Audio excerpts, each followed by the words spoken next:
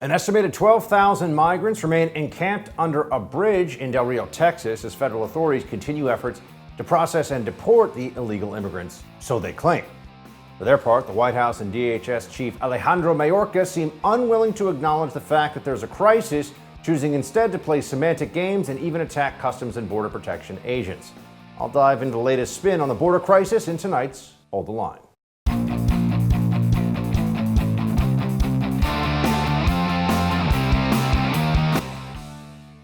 Welcome to Hold the Line. I'm Buck Sexton. It's all exactly as we thought it would be at this stage at the U.S.-Mexico border. Given what we've seen in recent months, there was no way that this situation was going to improve, and it was just a matter of time before you had another surge, a caravan, if you will. This time, instead of Central American migrants, it is thousands and thousands of people of Haitian origin, although many of them have actually not come directly from Haiti, but up through Central and South America.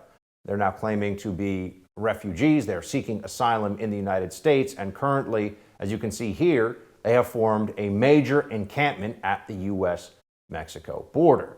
Now, the Biden administration certainly in a conundrum here. How do they turn these people away without seeming like they're not the open borders regime that the leftists within the Democrat Party demand? Well, Secretary Mayorkas, for example, the guy running DHS under Biden, he thinks the borders are closed. That's what he's telling us. 8 to 1,100 known gotaways, which would equate somewhere over 300,000 known gotaways for the year. If you annualize these figures, been a couple 100,000 people per month, we'll be up to about 2.1 million apprehensions. Add the getaways, 300,000 to 400,000. We're up to 2.5 million people. You have repeatedly stated that our borders are not open, that they're closed. Do you honestly believe that our borders are closed? Senator, I do. And let me speak to that. Borders are closed, he says. That seems like it might be news to the thousands and thousands of migrants who seem quite confident that they will in fact be let into the United States one way or another. This clearly doesn't look good, but for the Biden administration, it brings up some major questions like, do they actually view this as a problem in and of itself, or is it just an issue because people are seeing this?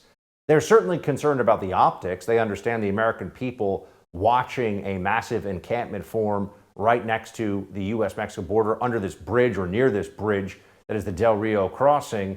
It seems like they don't have a handle on things, but they don't want to call it a crisis because that word makes it seem like, the Biden administration has yet another crisis on its hands in the aftermath of Afghanistan and countless other poor decisions playing out in front of the American people.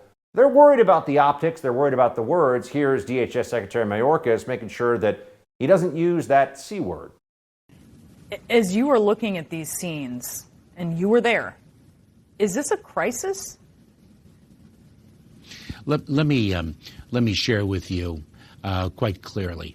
It is heartbreaking to see, because what we are seeing is vulnerable individuals having been deceived by smuggling organizations and misinformation take the perilous journey north when we have been quite clear that it will not be successful, and that is not what they should do. What is the reticence to call something that is so clearly a crisis a crisis? I call it a heartbreaking situation, a tremendous challenge. Challenge. Different C word. Okay. So they're playing word games now because otherwise, what are they going to say? They're going to admit they've got another failure on their hands, right? Or they could create an emotionally charged story based on a falsehood and run with that in the news cycle for 24 hours. Here is a photo of a Haitian migrant who they said was being chased on horseback and whipped. That was the claim, that the CBP official was using that, what you see there, as a whip. It is, in fact, the horse reins in usage to try to get the horse to go in certain direction. It's like trying to direct the horse. The steering wheel for that horse, if you will. It is not actually a whip. It was not used as a whip. But don't tell that to the White House and the Democrat Party, the journos, and all the rest of them. Here's Jen Psaki, White House's chief propaganda mouthpiece, saying using a whip is not appropriate. Jen, a follow-up question on Haiti. There are photographs and reports of border agents on horseback using what appear to be whips on Haitian migrants. Does the administration view that as an appropriate tactic? Can you speak to that? There are people who are upset about it. Yeah, understandably so. I've seen some of the footage. I don't have the full context. I can't imagine what context would make that appropriate, but I don't have additional details. And certainly, I don't have additional context, April. I don't think anyone seeing that footage would think it was acceptable or appropriate. The problem is that wasn't actually happening. They weren't actually whipping anybody. But don't let that see. You see, they've got something to talk about now where they get to be the good guys in this. The Democrat Party, the Biden administration. They're the heroes, not the villains of the crisis at the border, because they're making stuff up and pretending to be brave in the process. I mean, here's Vice President Harris talking about how awful these Customs and Border Patrol folks specifically, were being when they were on horseback. What I saw depicted about those individuals on horseback treating human beings the way they were is horrible. And I fully support what is happening right now, which is a thorough investigation into exactly what is going on there. But human beings should never be treated that way. They weren't treated that way, if you believe that they were being whipped, which they were not. But you see how the story gets going, and then everyone just comments on the story that didn't actually happen, and you have the Democrats focusing attention away from what's really going on. People are coming to America, entering illegally, and then gaming our immigration system so that our asylum system more specifically, so they can stay forever.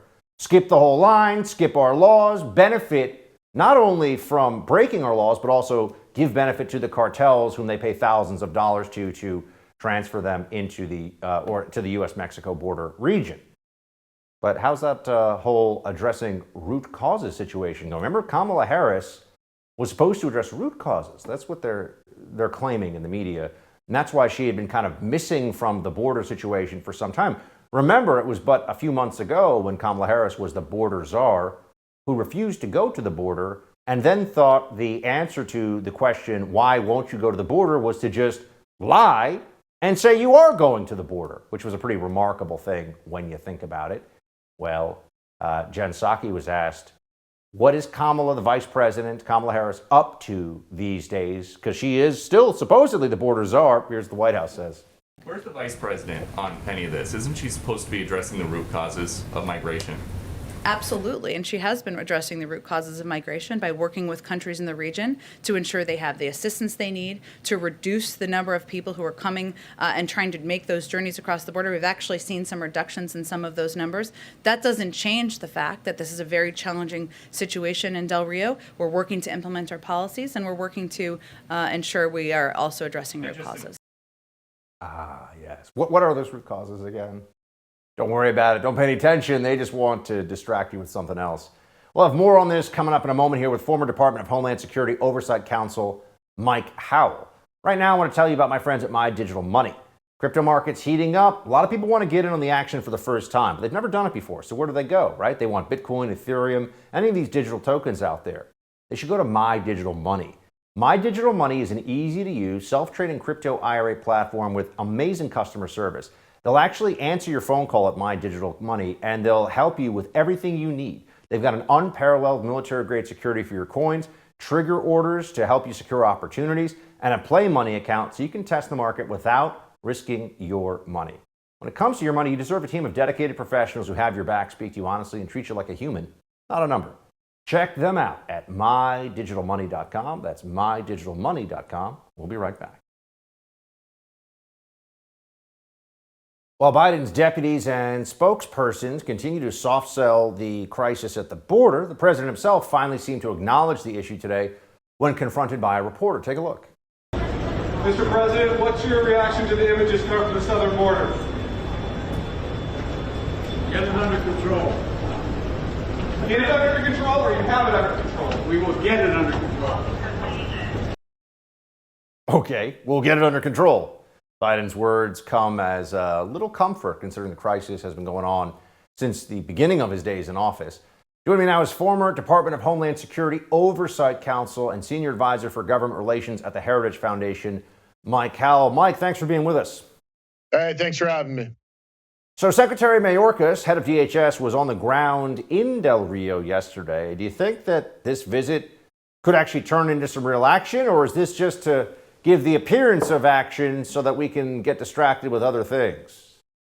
Right, that's exactly it. It's disaster tourism. He's just going there for a photo op. You got to judge someone by their actions, not their words and their photo ops. There are tons of policies that this administration turned off the day they took office. They haven't changed the thing to turn something back on to actually get this under control. In fact, we see their biggest concern right now is that, Border Patrol on horses are down there. They want to actually take away Border Patrol officers that are guarding the border. For a second, we saw one, minor step towards border security and people actually being returned at the border. And now Democrats are up in arms. The White House is calling for an investigation. They got it all backwards. And Mayorkas was on the Hill testifying today. Absolute disaster. Didn't break any news or announce any new policies. It's just going to stay as bad as it is now. We're sitting at the new normal. Now, you were a senior official in DHS. One thing that keeps coming up for those of us who are trying to follow this issue closely is why can't we know the percentage of people who are released into the U.S. interior versus how many are actually turned back? I mean, do they have that data pretty readily available? Is there a way we can get access to that data? It doesn't seem like certainly most journalists are particularly interested in it, but we are. Yeah, that certainly is data the Department and Customs and Border Protection keeps. Senator Johnson was asking Secretary Mayorkas about this today. Mayorkas would not give him a straight answer. In fact, he said he didn't have the data available, yet said Johnson was wrong in his estimation. So how can you know or not know the data, but know the senator's wrong? Johnson did press him. Mayorkas promised to give Capitol Hill this information, which they've been withholding, but they have it. And the reason they're withholding it, I assume, is because the numbers are really bad. People are being released into the interior in absolute mass. DHS is reportedly putting migrants on planes and sending them to Port-au-Prince. Do you think that this, in Haiti, do you think this will continue on at levels that will deter more individuals of Haitian origin or from anywhere for that matter from coming in? Or, the numbers here seems to really matter. If you got a 50-50 shot of getting into the U.S., a lot of people will take those odds. Oh, you're absolutely right. And once you get in, there's no chance of you getting really removed.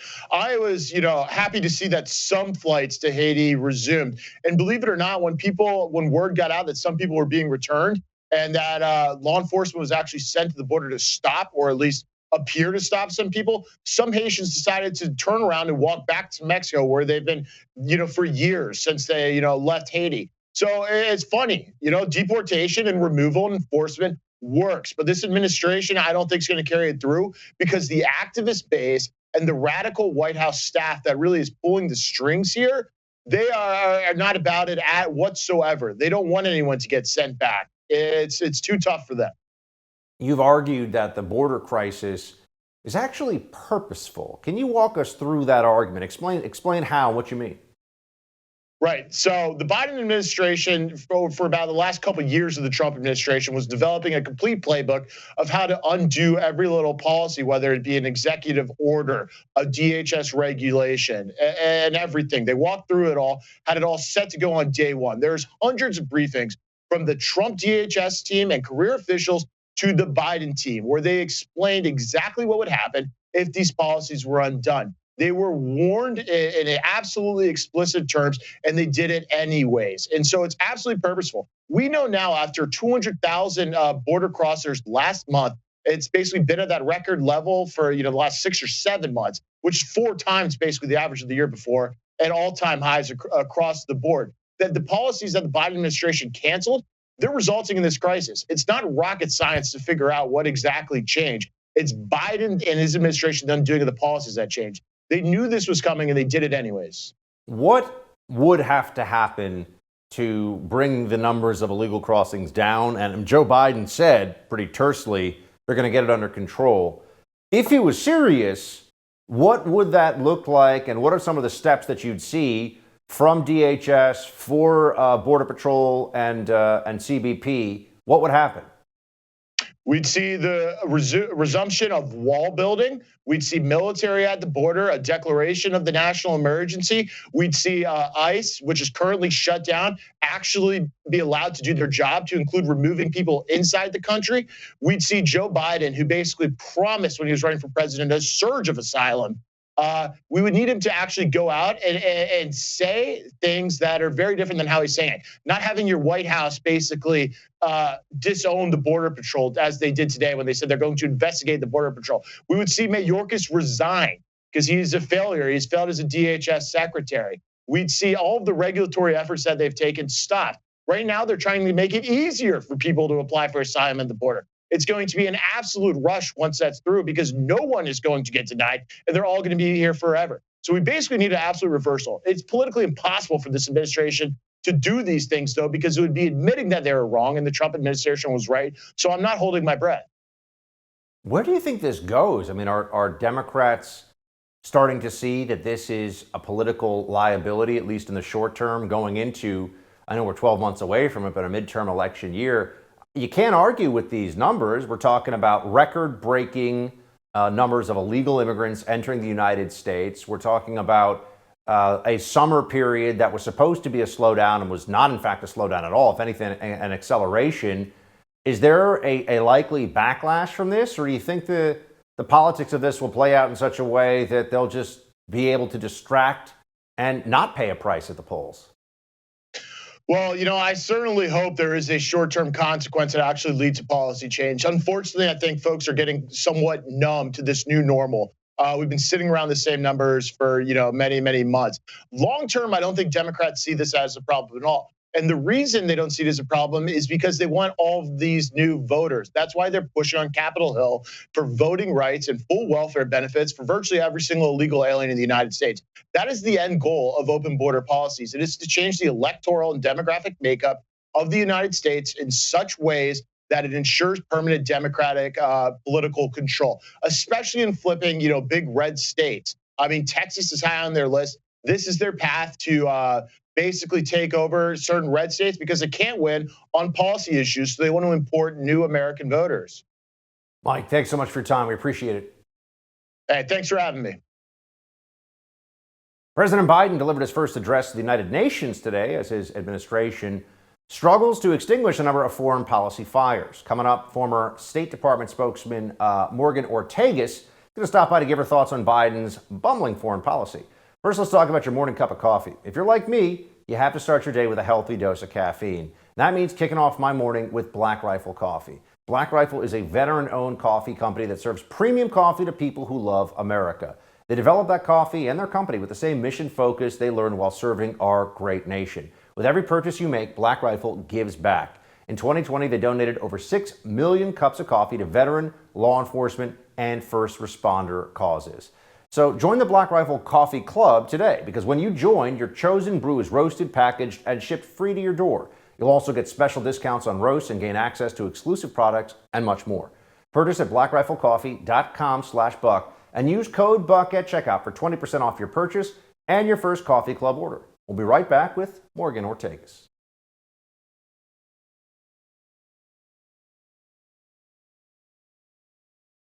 After spending a nice weekend relaxing at the beach, Biden returned to the White House yesterday with multiple foreign affairs headaches on his plate. Today, the president was at the UN General Assembly in New York, but can he smooth things over? Let's bring in former State Department spokesperson and principal at Rubicon Founders, Morgan Ortagus. Before we get on a list of foreign affairs issues Biden is facing, let's listen, Morgan, to what he had to say on the importance of allies earlier this year. The message I want the world to hear today: America is back. America is back. Diplomacy is back at the center of our foreign policy. America and alliances are our greatest asset. And leading with diplomacy means standing shoulder to shoulder with our allies and key partners. Morgan, you were a senior official in the Trump State Department. I was unaware that diplomacy was gone. Yeah, and I think that the French would have a lot to say this week about diplomacy. They are fuming mad, and you saw something happen this week that never happened in the Trump administration, and that's that the French French government got so angry that they recalled their ambassador. Now, I'm for what Biden and the administration is trying to do with what we call AUKUS, which is another silly government acronym that you know all too well, Buck, right? UK, Australia, US. Listen, this is a really important alliance. But the way that some of the diplomacy has gone down in the administration over the past few months actually has brought for a rather cool reception from President Biden towards President Biden at UN General Assembly this week. We still have a lot of European allies who are incredibly angry about the lack of consultation and the chaotic withdrawal from Afghanistan. And we're now potentially on the precipice of seeing the world's largest terrorist state in Afghanistan. So it wasn't really the homecoming that I think Biden perhaps expected at UNGA this week, which sort of I think makes sense for sort of the unremarkable speech that he delivered today. I just want to know, can you tell everybody what happened with this French nuclear Australian submarine situation? Because it is a big deal for them to pull their ambassador. That's not something that happens every day. It is. There's a lot of finger pointing going on. There's a lot of Americans saying, well, the Australians were supposed to tell them. And of course, there's been reporting, and again, I don't know if it's accurate, but there's been reporting that the French have actually accused us, the Americans, of lying whenever they asked about the submarine deal. Taking all of that aside, again, an alliance and a stronger partnership with the United Kingdom and Australia on security measures, especially as it relates to the threat of the Chinese Communist Party, that's crucially important. But as we learned in Afghanistan, execution is just as important as good ideas, right? So it's a great idea, but if you piss off all the allies in Europe that you're trying to bring along on this, sort of existential geopolitical struggle against the Chinese Communist Party, if you lose them along the way, you've again had a great idea with really bad execution. So it's been more than a month, and Americans, alongside translators and their Afghan allies, are still stuck in Afghanistan. There was this whole, it was Trump's fault moment. You remember this, I'm sure, with the Biden administration saying, we inherited this timeline and, it's Trump's fault. I mean, that's basically what it came down to. Well, what's the response that people should know to that talking point? And then also, what should we be thinking about now that the Biden team still has folks who are behind Taliban lines? Well, the American people are not stupid, and they know that the president has been in charge since January, and obviously they know that it's his decision. He said in April that he was taking responsibility, that he wanted to get America out no matter what. So again, American people aren't stupid. They understand that this was his plan and his administration's failure of execution.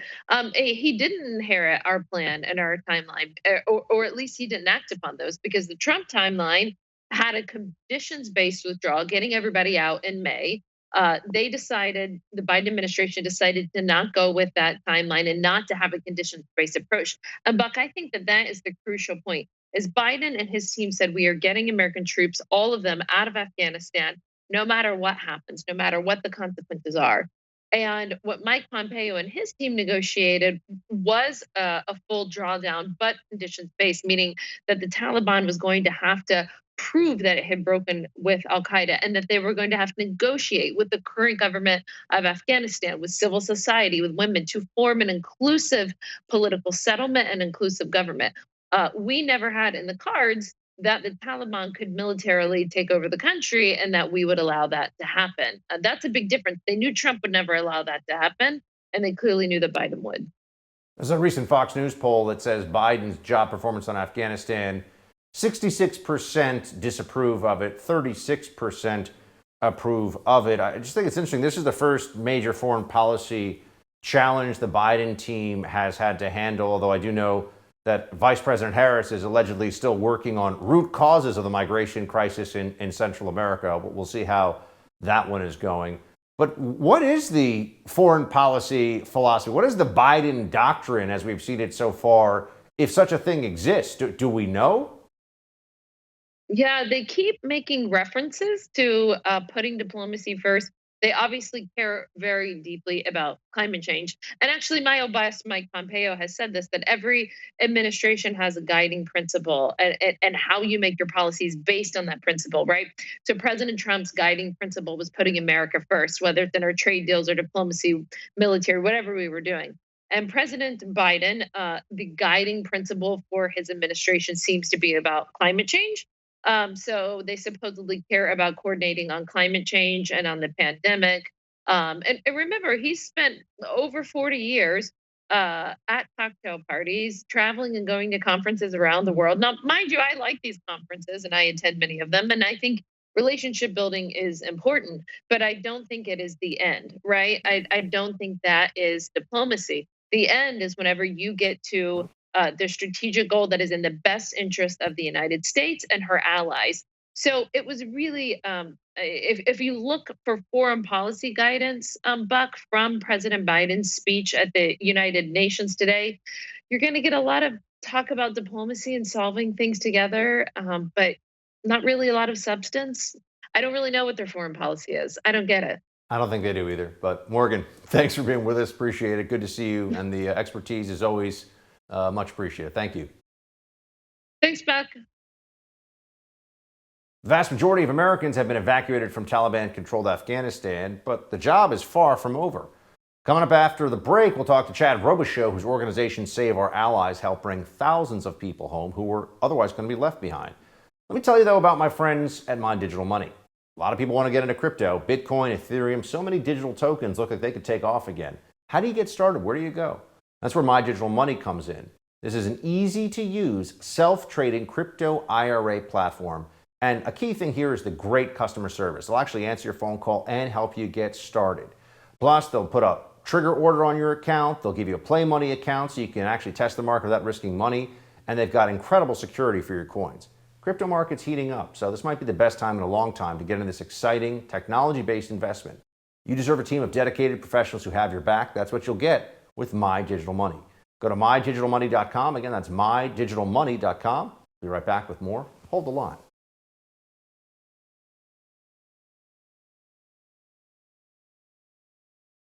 More than a month later, much remains unclear over what will happen next in Afghanistan. Americans remain stranded. The Taliban have complete control after sweeping Kabul, and they've successfully prompted a flood of Afghan allies trying to escape the country.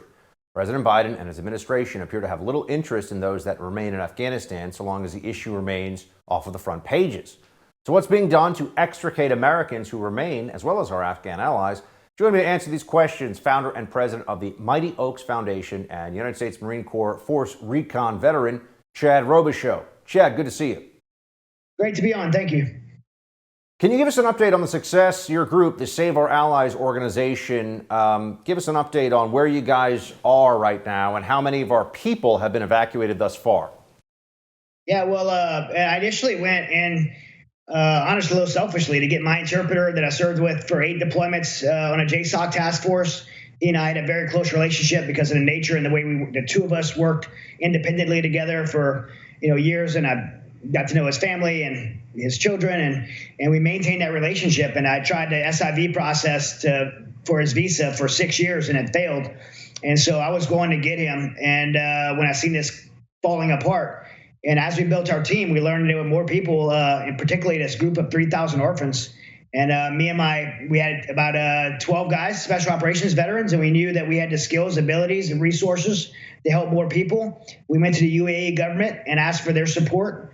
The UAE government, I'm really very happy to say they were amazing. They gave us 2 C-17 planes, an airstrip, pilots, a humanitarian center. We set up our operations command there, and we went into Afghanistan in a period of 10 days. We extracted not only my interpreter and his family, but 12,000 people.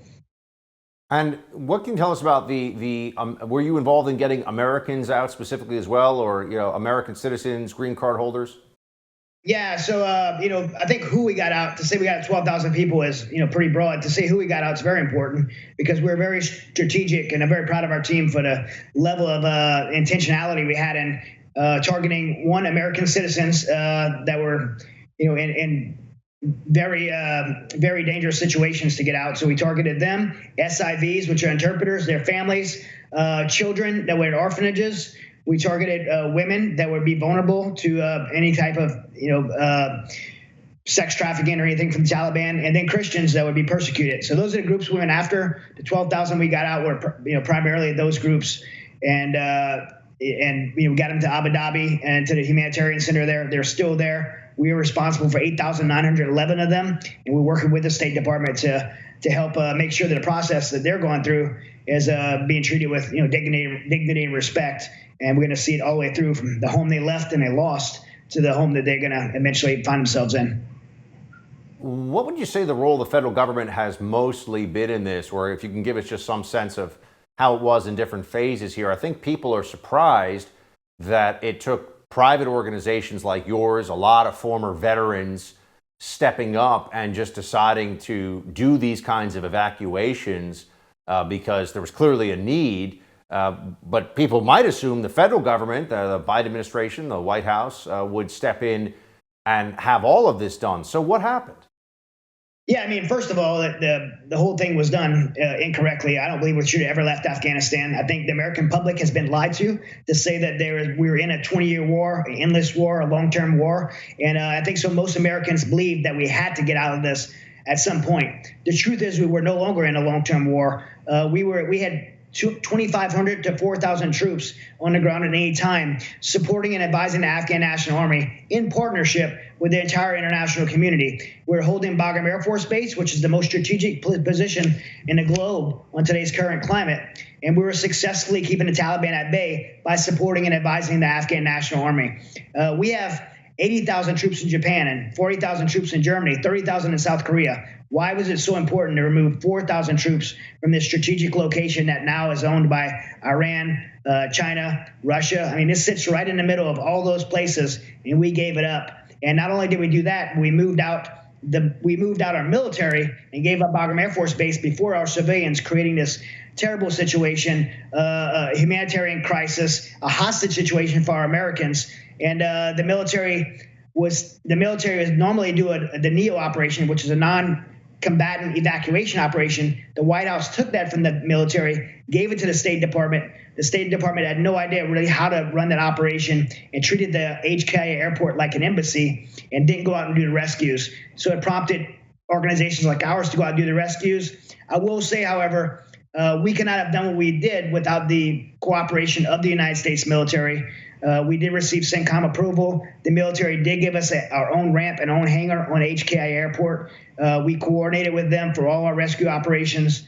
And so we had to do it in partnership with the military, and we're continuing rescue operations. I leave tomorrow to head back overseas. There's still 5,000 Americans there, and I will say, people will think I'm crazy for saying that. There's at least 5,000 Americans still there. Well, I'm sorry. You just said there are 5,000 Americans in Afghanistan?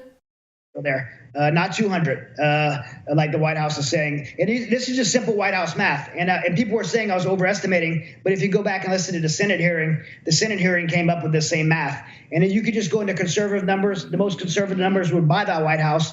They said they had 10 to 15,000 Americans there, and they rescued 6,000. So 10 to 15,000 minus 6,000 is not 200.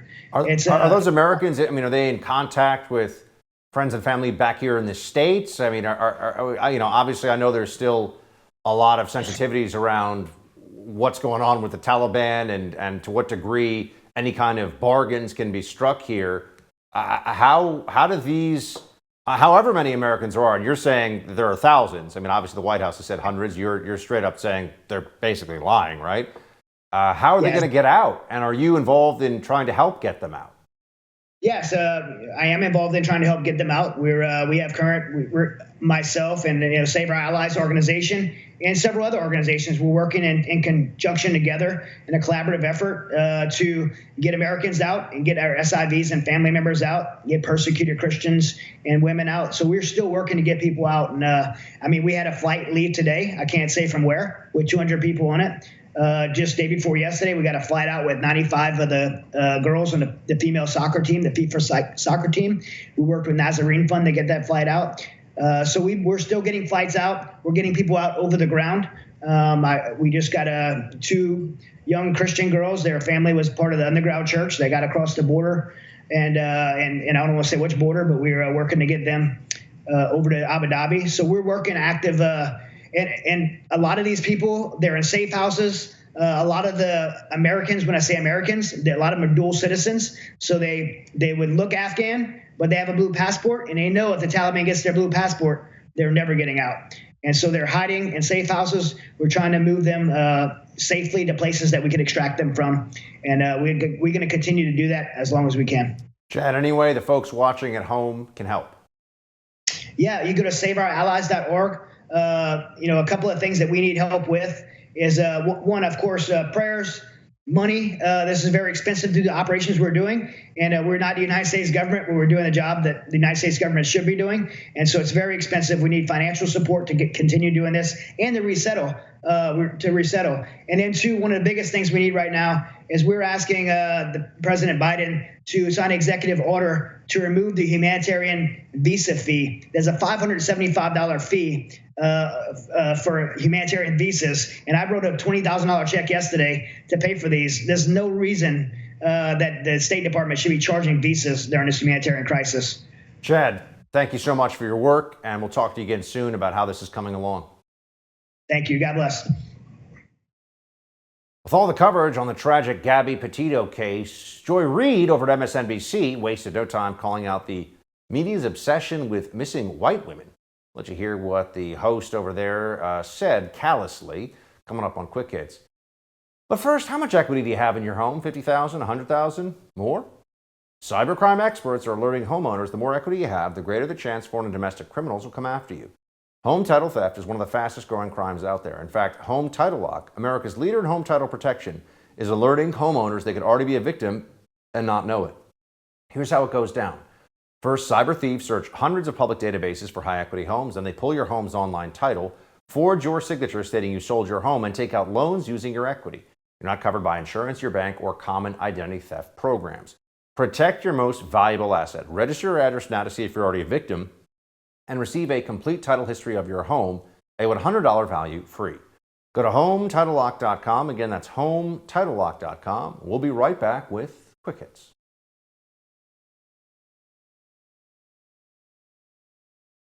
BLM inserts themselves in the recent vaccine mandate dust-up at a New York restaurant, and New Zealand authorities arrest two men trying to smuggle Kentucky Fried Chicken into lockdown Auckland. Not sure what's going on in that part of the world, but we'll keep shining a light on it here on Hold the Line. It is time for Quick Hits.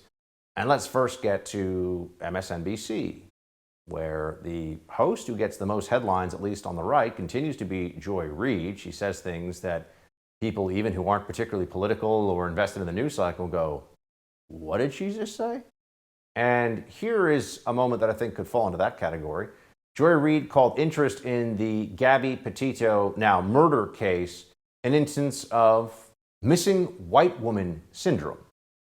But the way this story has captivated the nation has many wondering, why not the same media attention when people of color go missing? Well, the answer actually has a name: missing white woman syndrome, the term coined by the late and great Gwen Ifill to describe the media and public fascination with missing white women like Lacey Peterson or Natalie Holloway, while ignoring cases involving missing people of color. Now, just putting aside for a moment whether that's even really a thing, Joy Reid has a show. Why hasn't she made it a real purpose of the show to, whenever there's a case like this that involves a person of color, to highlight that story? I haven't seen any of that. I'm just wondering. She has a national platform with, I guess, millions of viewers. So why not? Better to complain about this imaginary syndrome, I suppose.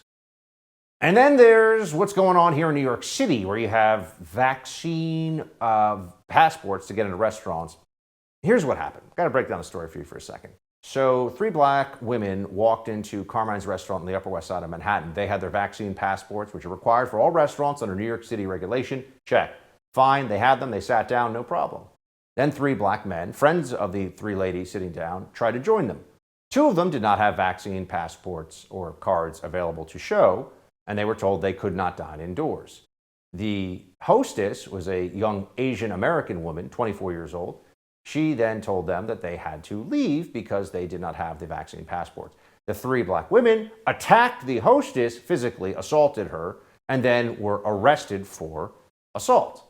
And now there has been an allegation thrown after the fact of racism, the claim being made by the lawyer for the three black ladies who attacked the Asian American hostess at Carmine's restaurant in New York City is that the N-word was used by this woman.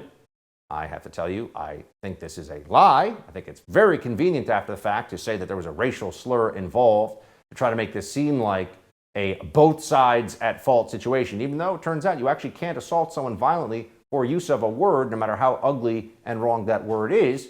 But BLM doesn't care. They are out there protesting Carmine's restaurant after this whole vaccine passport fight.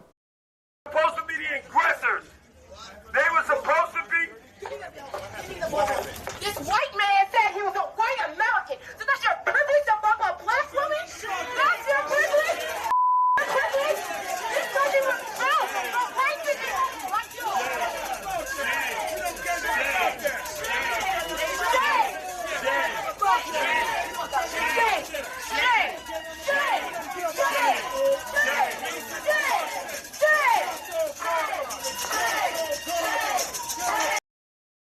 Why are they protesting this restaurant?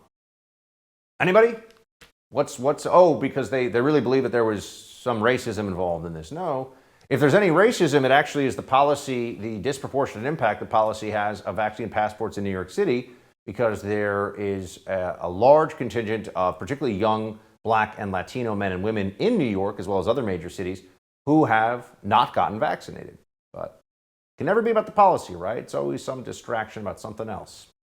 New Zealand, speaking of a place that has really gone off the deep end when it comes to COVID, New Zealand had authorities arrest men trying to smuggle Kentucky Fried Chicken into Auckland, which is currently in full-on lockdown. From The Guardian, 2 men have been arrested after police said they found them with a car boot full of Kentucky Fried Chicken and over $100,000 in cash as they tried to cross the border into Auckland despite New Zealand's strict COVID-19 lockdown.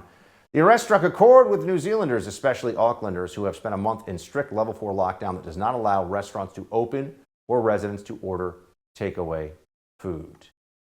Tyranny in New Zealand. And for what exactly? Well, sometimes people just want some chicken. That's it for tonight's Hold the Line. The No Spin News with Bill O'Reilly is up next. Shields high.